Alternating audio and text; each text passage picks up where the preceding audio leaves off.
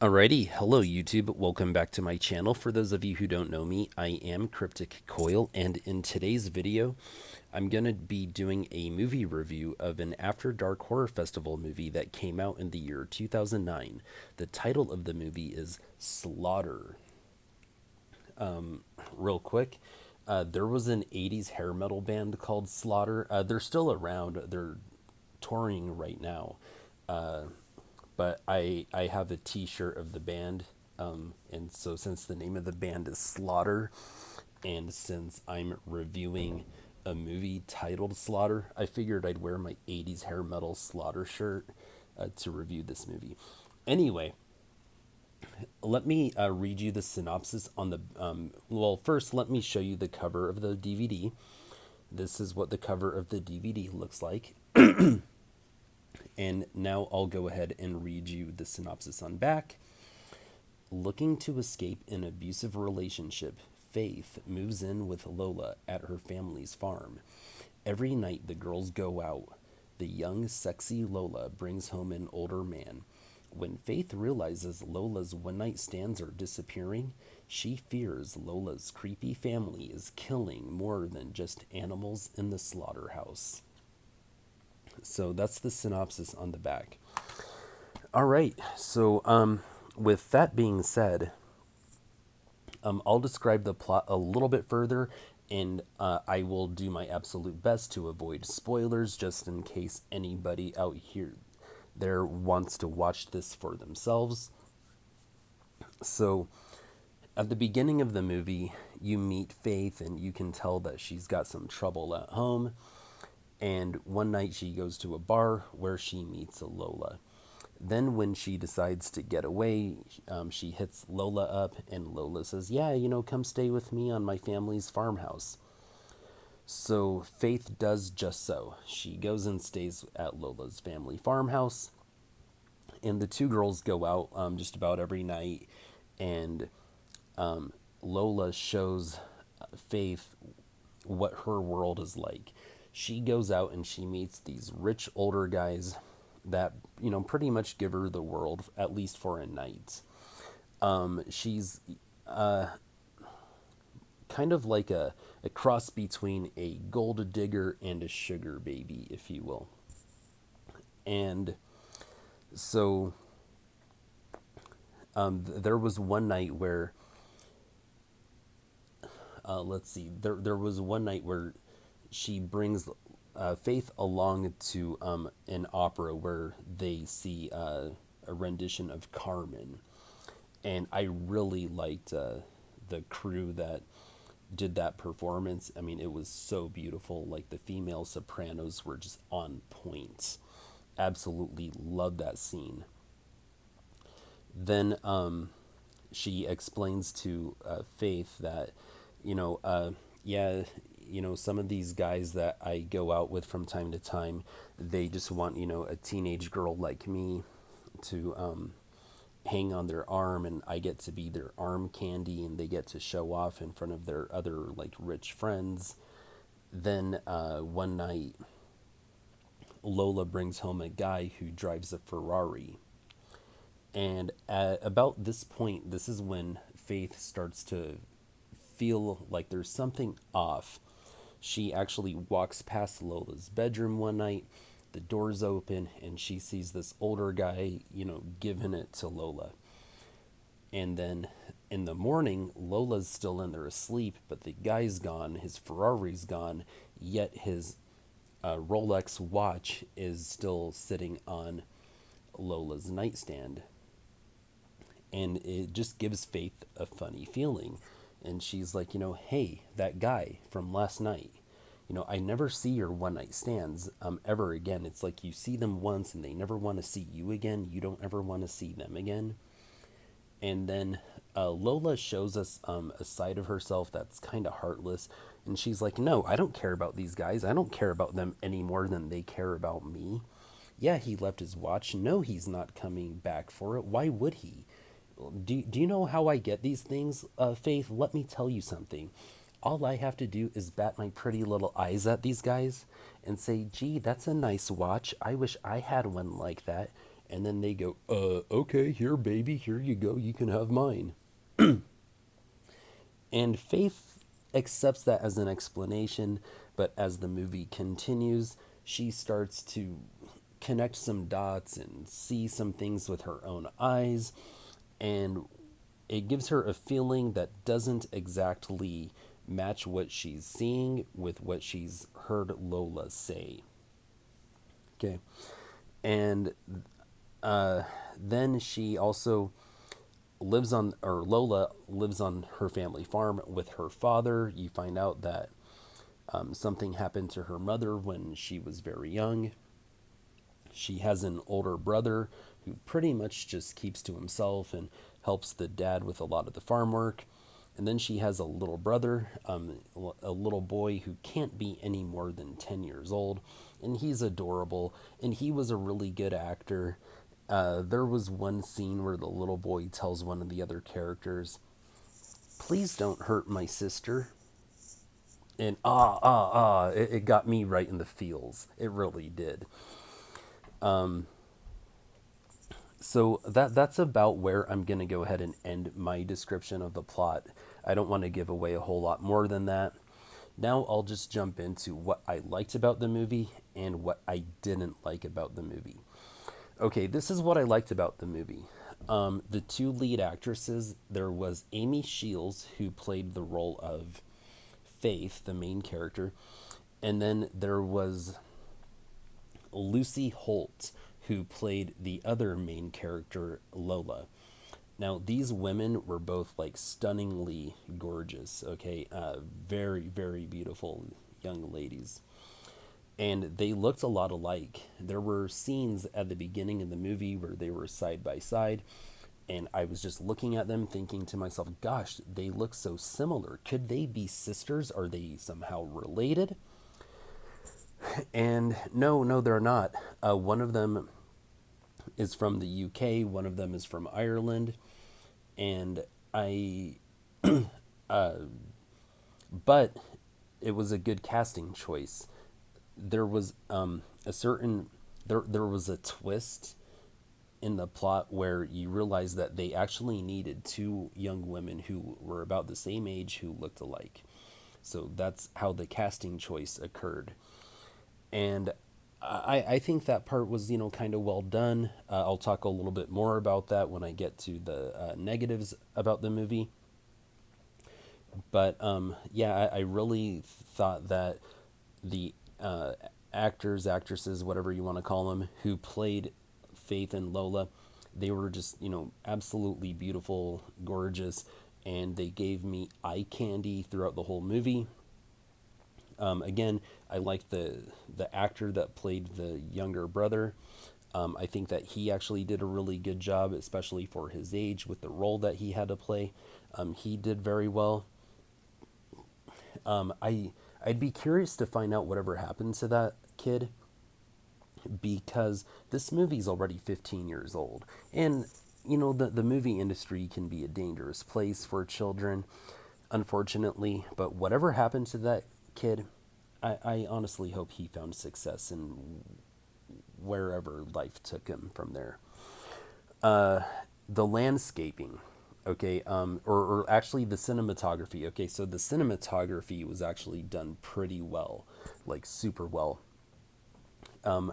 I watching this movie, I felt like I was back in the American South, because I grew up in Texas and one other southern state, and I'd been on some ranches and I'd been around some farms.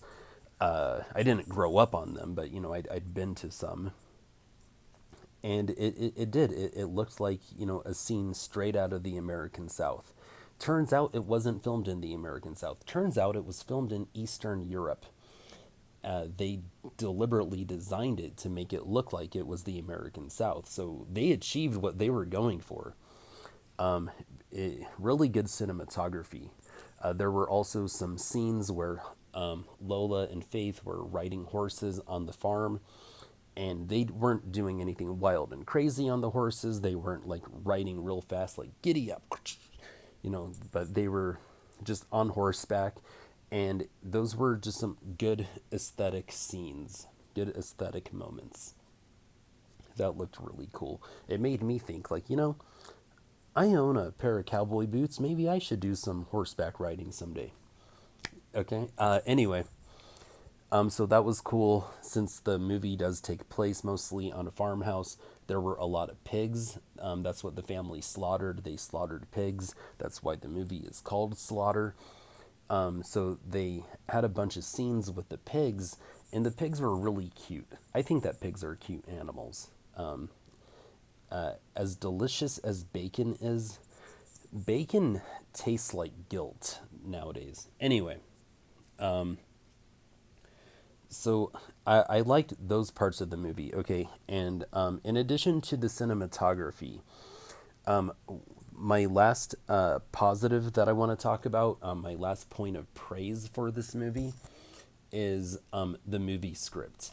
I genuinely think that the script writer wrote a really good movie script.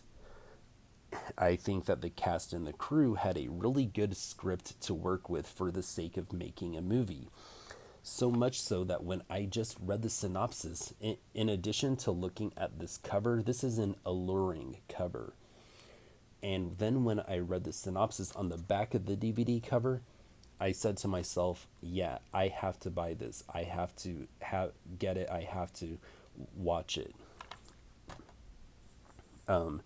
So that's where I'm going to end the positives of this movie. Now I'll jump into the negatives, okay? So, things I didn't like about the movie. I think that Lucy Holt, who played Lola, I think she did a decent job of acting, but her acting didn't impress me at all. It was decent, but it wasn't impressive. And then Amy Shields.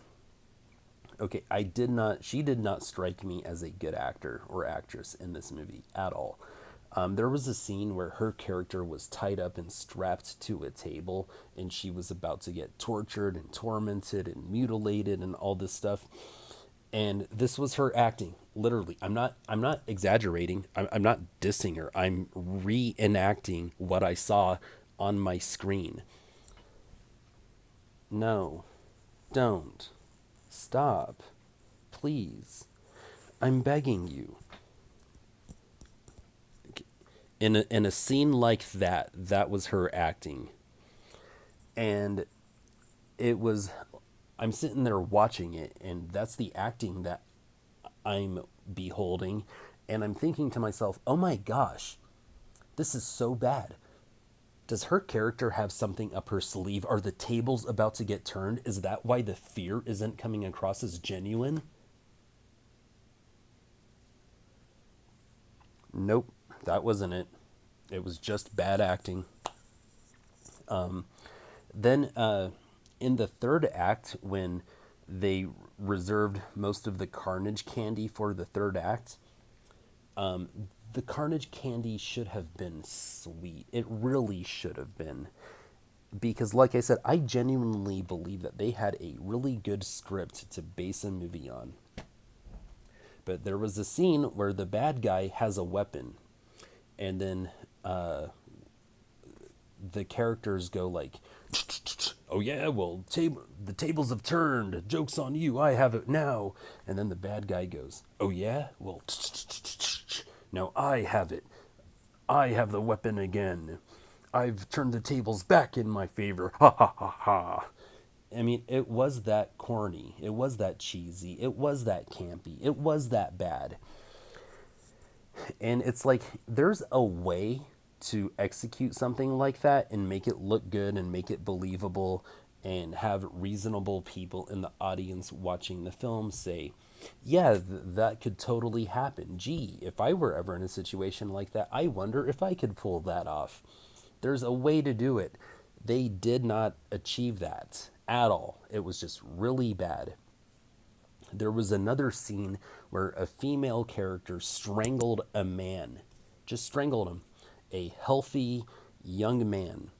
Or, I mean, I don't know how young he was, but young enough, okay? A healthy young man, and this woman just strangles him.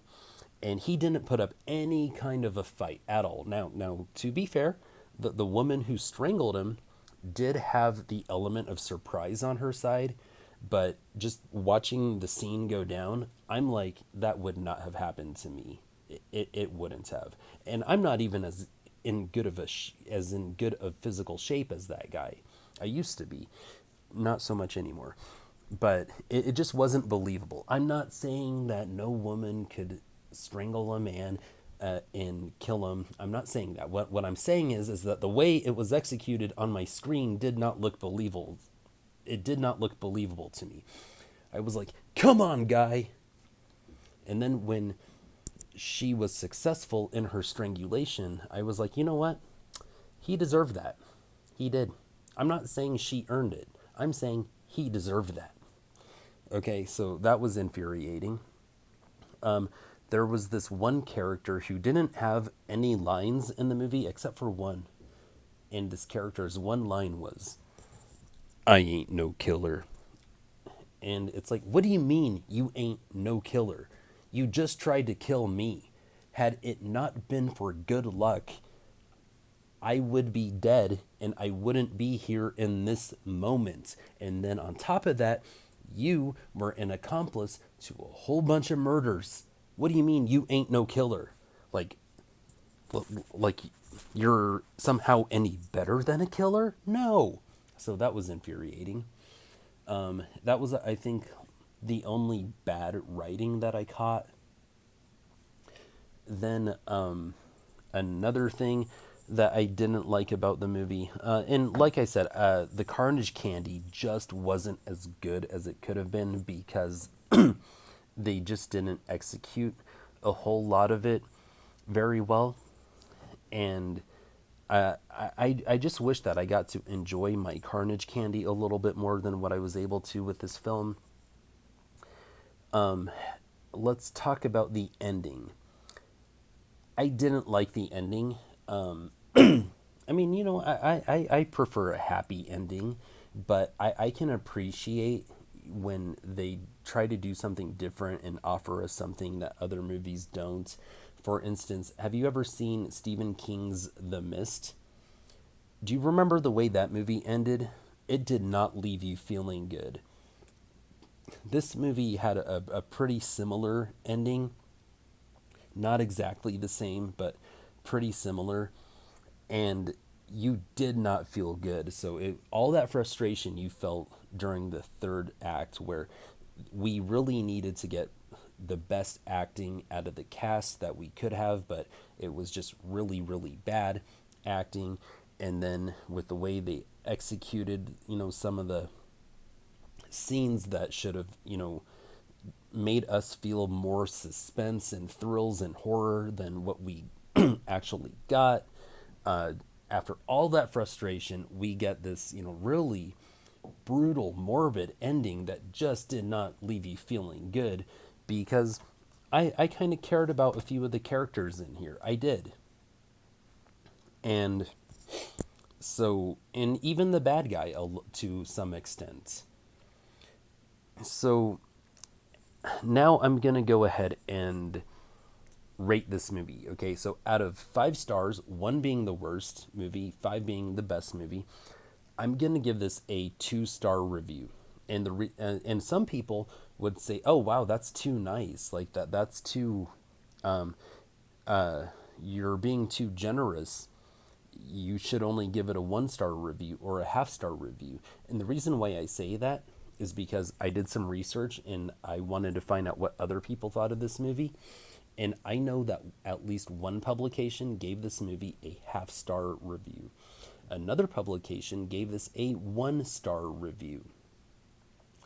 The reason why I'm giving it a 2-star review is because, one, I have to judge this movie for what it is. It's an After Dark Horror Fest movie. The people that make these movies are inexperienced. A lot of them are. And since the cast and the crew was pretty inexperienced, I watched this movie and I was able to recognize that there were some people who did the best job that they could have. For instance, the script writer, the person who wrote the script, wrote a really good script. The casting director picked two very beautiful actresses that gave me eye candy throughout the whole movie, and the little boy. He was an adorable little boy who did the best job that he could have done. And then the cinematography was done really well. The set designer did a phenomenal job. And so this movie did yield some, really, really good things. Just a lot of the things in this movie were just poorly executed. And I don't want to take all of that away and just give it a 1-star review. I'm giving it a 2-star review because there were